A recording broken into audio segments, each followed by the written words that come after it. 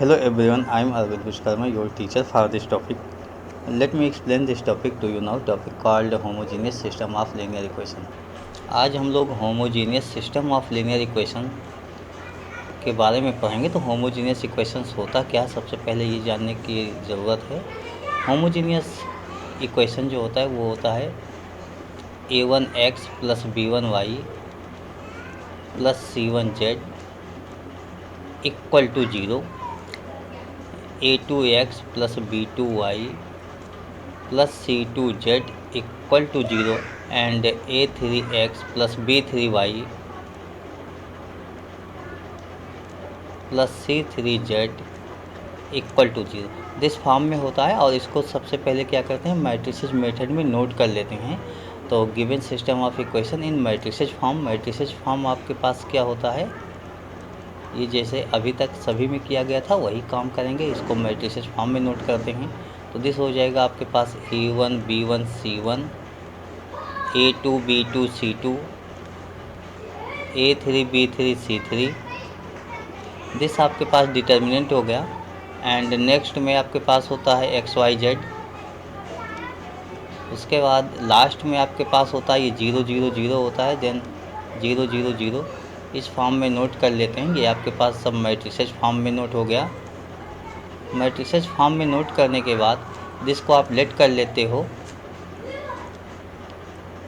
A X equal to B के।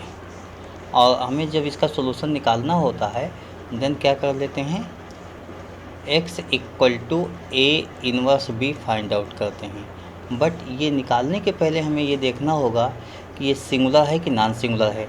First हम determinant a निकाल लेते हैं। सपोज डेट ये 0 हो गया तो हम कहते हैं कि ये नॉन सिंगुलर हो गया। नॉन सिंगुलर, और नॉन सिंगुलर की केस में होता है यूनिक सॉल्यूशन। ऐसी केस में आपके पास यूनिक सॉल्यूशन हो। सपोज आपके पास a इक्वल टू 0 हो जाता है, देन आप कहते हो सिंगुलर। और ये सिंगुलर होते ही आपके पास इनफाइनाइट नंबर ऑफ सॉल्यूशन दे देता है। Infinite number of solution. यहाँ पर ये ध्यान देने की बात है कि अगर ये आपके पास determinant a equal to not 0 होता है तब यहाँ पर यूनिक सॉल्यूशन मिलता है। और इस यूनिक सॉल्यूशन में x equal to Y equal to Z equal to 0 ही मिलेगा। यानी सभी की वैल्यू 0 0 0 होती है, ये याद रखिएगा। और इसके बाद हम लोग एक एग्जांपल लेते हैं, वो एग्जांपल सॉल्व कर लेते हैं। सपोज क्वेश्चन ये गिवन है x plus Y minus 2z equal to 0 and second में 2x plus Y minus 3z equal to 0। And third equations की केस में हम नोट कर लेते हैं 5x minus 4y minus 9z equal to 0। अब नोट करते हैं कि given system of equation in matrix form, इसको मैट्रिक्स फॉर्म में नोट कर लिया जाता है। और मैट्रिक्स फॉर्म में ऐसे नोट होगा 1 1 minus 2 2 1 minus 3 5 minus 4 and minus 9। This matrices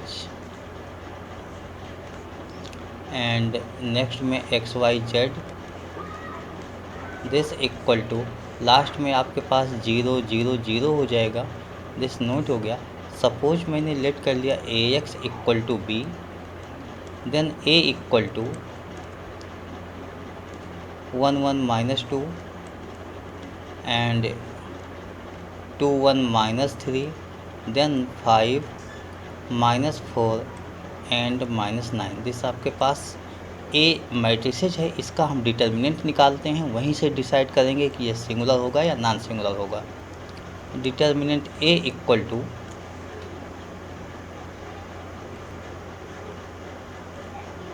1 1 minus 2 2 1 minus 3 and 5 minus 4 minus 9 होगा। जिसका आप लोग सोल्यूशन निकालिएगा। सोल्यूशन निकालते समय आपके पास ये हो जाएगा -9 एंड -15 +16 +10 -12 एंड +18।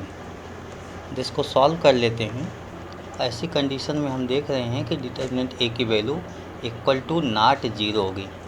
ये आपके पास नॉट जीरो आ रही है, इसलिए हम लोग क्या कहेंगे कि इसका यूनिक सॉल्यूशन मिल जाएगा, यूनिक सॉल्यूशन होगा।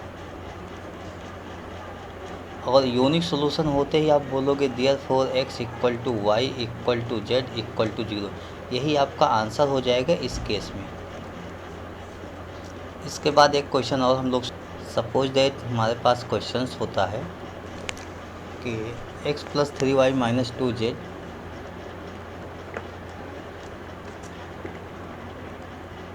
Equal to 0 and 2x - y + 4z equal to 0 and x - 11y + 14z equal to 0।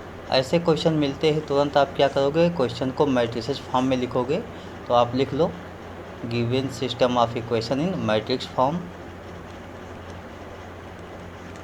जैसे ही आप इसको मैट्रिक्स फॉर्म में लिखते हो 1 3 एंड -2 होता है आपके पास, 2 -1 एंड 4, देन 1 -11 एंड 14। जैसा आपके पास हो गया मैट्रिसेस। नेक्स्ट आपके पास मैट्रिसेस में एक्स वाई जेड हो जाएगा और लास्ट में दिस 0 0 0। इसको आप क्या करोगे, एज्यूम कर लेते हो ax इक्वल टू बी के, और दिस से आपके पास रिजल्ट हो जाएगा x equal to a inverse b। But इसकी अभी आवश्यकता नहीं है, लेकिन आप नोट कर सकते हो कि ये हमारे पास रिजल्ट होता है। रिजल्ट पर वर्क तो हम बाद में करते हैं, उसका प्रोसेस क्या होगा वो बाद में डिपेंड करता है। अभी तो हम a निकालते हैं और a नोट कर लेते हैं।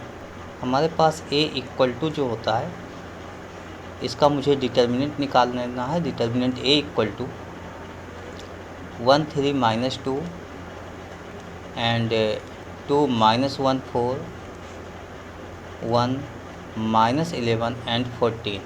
जिसका आप लोग डिटर्मिनेंट निकालो और डिटर्मिनेंट निकालते समय देखते हैं कि जिसका डिटर्मिनेंट a इक्वल टू जो वैल्यू आती है 1 -14, 1 के साथ ही -14 हो जाएगा एंड 11 4 जा 44 + 44 -3 के लिए हम लोग लिखेंगे 14 2 जा 28 -4 एंड +2 सॉरी -2 के लिए आपके पास हो जाएगा -11 2 जा -22 एंड +1। दिस आपके पास हो गया। इसको हम लोग सॉल्व कर लेते हैं और सॉल्व करके नोट कर देते हैं इसका रिजल्ट। सो रिजल्ट आपके पास 30 एंड 28 -4, दिस आपका 24 3 जा 72 एंड लास्ट 22 - 1 21 2 जा 42। बट दिस पॉजिटिव हो जाएगा और इसको सॉल्व कर लेते हैं। सॉल्व करके रिजल्ट इसका नोट करते हैं जो कि इक्वल टू 0 हो जाता है। डिटर्मिनेंट a इक्वल टू 0 होता है, डैट मीन्स सिंगुलर होता है। तो ये सिंगुलर हो गया। इनफाइनाइट नंबर ऑफ सॉल्यूशन इसका हो जाएगा, ये आपको मालूम हो गया। अब इनफाइनाइट नंबर ऑफ सॉल्यूशन होगा तो उसका सॉल्यूशन निकालना होगा। फ़िलहाल ये 12th है, CBSE लेवल पर नहीं है और कॉम्पिटिटिव एग्ज़ाम में ऐसा पूछा भी नहीं जाता। वो सिंगुलर हो गया, ठीक है, कंसिस्टेंसी हो गया, इनफाइनाइट नंबर ऑफ सॉल्यूशन हो गया, ये सब कॉम्पिटिटिव एग्ज़ाम में भी पूछा जाता है। लेकिन अगर निकालना भी हो तो कैसे निकालेंगे, हम उस पर भी डिस्कस कर लेते हैं इसी क्वेश्चन को लेकर। ऐसे क्वेश्चंस में इनफाइनाइट नंबर ऑफ सॉल्यूशन आ रहा है तो इसमें से एक्स वाई जेड में से किसी एक वैल्यू को आपको लेट करना होगा। सपोज कीजिए मैं Z equal to lambda let कर लेता हूँ, तो इसी क्वेश्चन को कैसे लिखा जाएगा, ये देखिए x + 3y equal to 2 lambda हो जाएगा।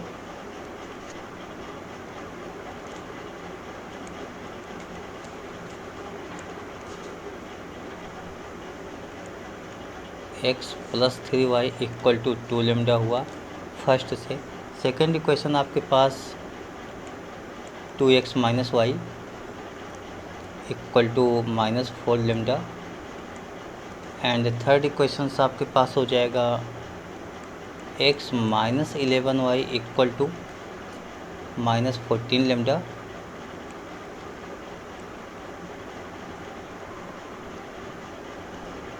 इसमें से कोई भी दो इक्वेशन लेंगे और इसको रिपीट करते हुए फिर से मैट्रिसेस फॉर्म में लिखेंगे। कोई भी दो इक्वेशन ले लो तो हम इन दोनों इक्वेशंस को नोट कर लेते हैं और इन्हीं से ही सॉल्व कर लेते हैं, ठीक है। तो ये क्या हो जाएगा, मैट्रिक्स फॉर्म में नोट कर लेते हैं। अच्छा, इसको किसी फॉर्म में लिख सकते हैं, ऐसा नहीं मैट्रिक्स फॉर्म में आएगा, बट हम मैट्रिक्स फॉर्म ही डिस्कस कर रहे हैं। 1 3 एंड 2 माइनस 1 दिस आपके पास and value X Y. Right side हमारे पास जो वैल्यू हो जाएगी वो हो जाएगी 2 lambda and minus 4 lambda this आपके पास। अब इसमें A X plus B same question में हम लेट कर चुके हैं, इसलिए ए एक्स प्लस बी तो नहीं लेट करेंगे। यहाँ पर C X equal to D let कर लेते हैं और दिस से अगर हमारे पास वैल्यू आएगी तो x equal to C inverse D आ जाएगा। इसी वैल्यूज़ को हम लिख लेते हैं। डिटर्मिनेंट c इक्वल टू हमारे पास जो रिजल्ट आ जाएगा 1 1 जा 1 -1 माइनस 3 2 जा 6, तो ये हो जाएगा -7 equal to not 0। Therefore unique solution, that mean यहाँ पर आप सोल्यूशन फाइंड आउट कर सकते हो, आप सोल्यूशन निकाल सकते हो। अब हम लोग इसका इन्वर्स निकालेंगे। आपको सी इन्वर्स निकालना है, इसलिए सबसे पहले क्या लिखेंगे, एडजॉइंट सी। एडजॉइंट सी लिखने के लिए इसके कोफैक्टर मैट्रिसेस लिखते हैं। जैसे 1 का हम लिखेंगे -1 एंड 3 के प्लेस पर 2 हो जाएगा, 2 के प्लेस पर 3 एंड -1 के प्लेस पर 1। ये आपके पास माइनस हो गया। माइनस में साइन चेंज करते हैं, कोफैक्टर्स होता है, ऑड प्लेस का साइन चेंज कर लेते हैं, हमेशा याद रखिए। और ये डैश होता है तभी निकलता है, इसका डैश निकाल लिया। दिस आपके पास हो गया -1 -3 -2 एंड 1। अच्छा, इसको ऐसे भी बोल दिया जाता है कि आप लोग इसको सेम टू सेम ये दोनों चेंज कर लो और 3 2 ऐसे रहने दो, केवल साइन चेंज करो। तो ऐसा लोग बोल देते हैं कि इस तरीके से आप एडजॉइंट निकाल सकते हो 2x2 में, बट आप किसी भी तरीके से निकाल सकते हो, कोई दिक्कत नहीं। एडजॉइंट सी आपके पास आ गया और जैसे ही हम कहेंगे इसकी वैल्यू हमें निकालना है, मेन एक्स वाई की वैल्यू निकालना है आपके पास, तो ये एडजॉइंट सी आपके पास है। यहाँ से अगर मैं इन्वर्स इसका निकाल लेता तो A inverse equal to 1 upon determinant A -7 and this total values आपके पास -1 -3 एंड -2 1 होगी। दिस वैल्यूज को यहाँ पुट कर लेता हूँ, -1/7 एंड -1 -3 -2 1। दिस को मल्टीपल कर लेना है। लेमडा की वैल्यू आपके पास होती है 2 लेमडा, मेन डी की वैल्यू जो होती है 2 लेमडा एंड -4 लेमडा। इसको सॉल्व कर लेते हैं। -1/7 जिसमें देखते हैं -1 2 लेमडा से मल्टीपल होगा, -3 से होगा, तो दिस होगा आपके पास -2 लेमडा एंड +4 3 जा 12 लेमडा। लास्ट स्टेप में -2 2 जा 4 -4 लेमडा एंड 1 के साथ देन -4 लेमडा। दिस आपके पास हो गया। और ऐसी केसेस में -1/7 नोट कर लेंगे। दिस 12 लेमडा -2 लेमडा, 12 -2 10 लेमडा होता है एंड 4 4 8 -8 लेमडा। दिस को डिवाइड कर लेते हैं, तो ये आपके पास वैल्यू होती है 10/7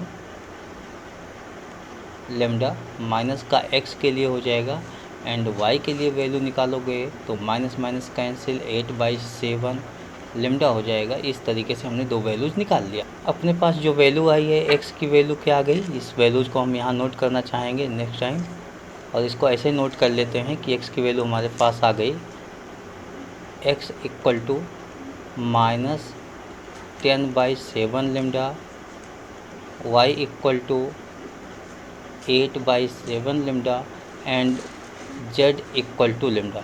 इस वैल्यू को हम थोड़ा सा और अच्छी तरीके से अरेंज करके, देखिए सब में 7 से डिवाइड है इसलिए 7 का मल्टीपल करके भी लिख सकते हैं मैं वैल्यू। तो वैल्यूज ऐसे लिख सकते हो कि -10 लेमडा x की, y की वैल्यू 8 लेमडा एंड जेड की वैल्यू 7 लेमडा, ऐसा आप नोट कर सकते हो एक्स वाई जेड की वैल्यू, इसलिए कि वैल्यूज पूरी डिपेंडेंट है तो ऐसा नोट किया जा सकता है। अब थर्ड जो इक्वेशंस है, दो इक्वेशंस का मैंने यूज किया था, थर्ड इक्वेशन का यूज नहीं किया था। थर्ड इक्वेशन आप देखिए कौन सा इक्वेशन है जिसका हमने यूज नहीं किया। वो इक्वेशन हमारे पास था x minus 11y equal to minus 14 lambda. इसमें वैल्यूज पुट करके देख लेते हैं कि ये वेरीफाई कर रहा है नहीं। x minus 11y equal to, तो आप इसमें वैल्यूज पुट कीजिए x माइनस 11y में। जैसे मैंने कहा x माइनस 11y में वैल्यू पुट कर लो, x की value minus 10 lambda and minus 11, y की वैल्यू आपके पास 8 लेमडा है। और इसको सॉल्व कर लेता हूँ, माइनस 10 लेमडा एंड माइनस 11 8 जा 88 लेमडा हो गया।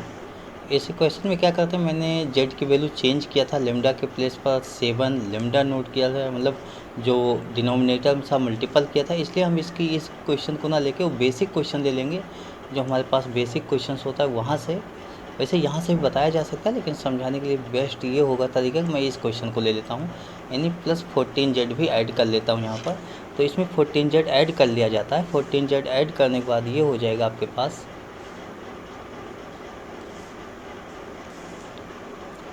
This plus 14 Z equal to, ये आपके पास प्लस 14 जेड हुआ, डैट मीन 14 और जेड की भी वैल्यू 7 लेमडा ऐड कर लिया।